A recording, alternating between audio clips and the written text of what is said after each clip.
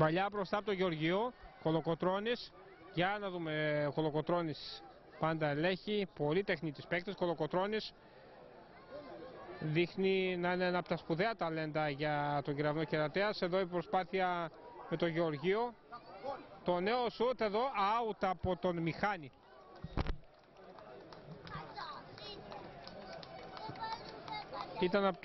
Ήταν το σούτ από τον Μιχάνη στο 34 και 49 out.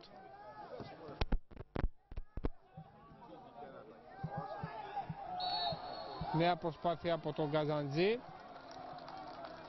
Όμως προηγουμένως υπάρχει φάουλ.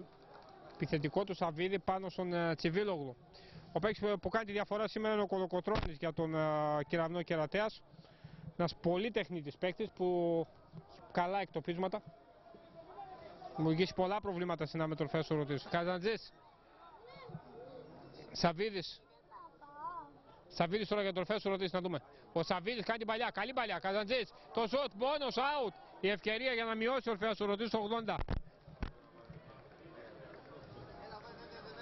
Ήταν η φάση του 35 και 27, μπροστινή παλιά από το Σαββίδη και ο Καζαντζής μόνος πλάσαρε out πρώτου Καραγιάννη.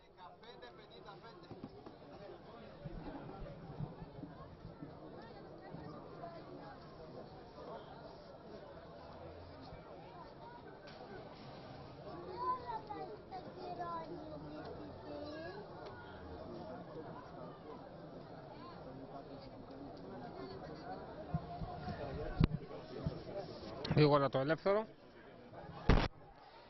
Νέα προσπάθεια με τον Σταματούδη,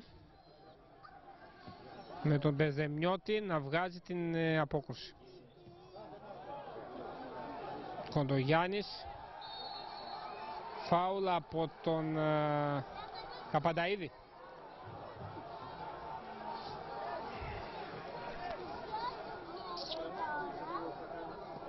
Μια ακόμη αλλαγή ετοιμάζει ο Κεραυνός Κερατέας με το νούμερο 17 ο Λάζαρης θα περάσει το παιχνίδι.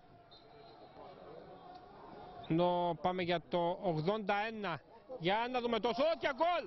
Ο Μιχάνης ένα ξερό σουτ, το 3-0 τελειώνει εδώ ο τελικός. Ο Μιχάνης λοιπόν με ένα ξερό σουτ λίγο πιο κάτω από το χώρο του κέντρου του γηπέδου κάνει το 3-0 για τον Κεραυνό Κερατέας.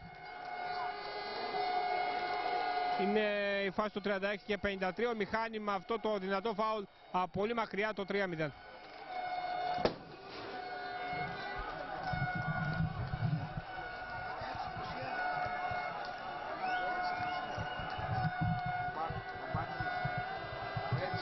Μιχάνης. Μιχάνης.